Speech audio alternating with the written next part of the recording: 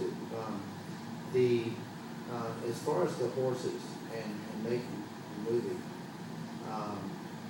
the Humane Society has mentioned our film as exemplary. We've gotten the highest rating for that.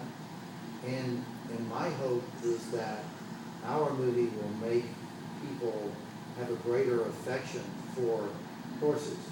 It's like understanding that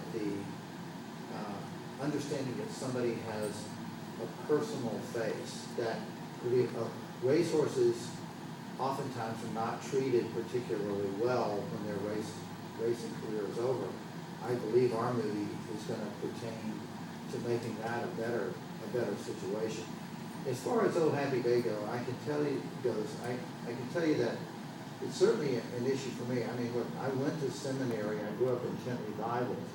If you were going to look at a guy and say, is he trying to put his dogma into a movie, I would be a good candidate for that accusation.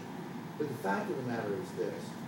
I love discussing what people believe and how the power of belief affects what we perceive and affects the quality of our lives. Diane and John and I sat at many dinners and discussed these very things about life. But the issue really wasn't, is there life after death? Is there life after birth? What makes you more alive now? And my dogma changes all the time. My dogma changes after every conversation I have with my friends. But revelation, something that, like the birth of a baby, in which you hold it, and whatever your religious belief is, it makes you go, this is from something great and inexplicable. This is from beyond what my understanding is.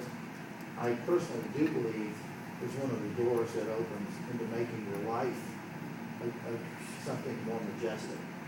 For Oh Happy Day, I was really concerned about whether the use of that song, even though it was a hit song from exactly this era, it is exactly what Eddie would have been listening to when he was washing the horse.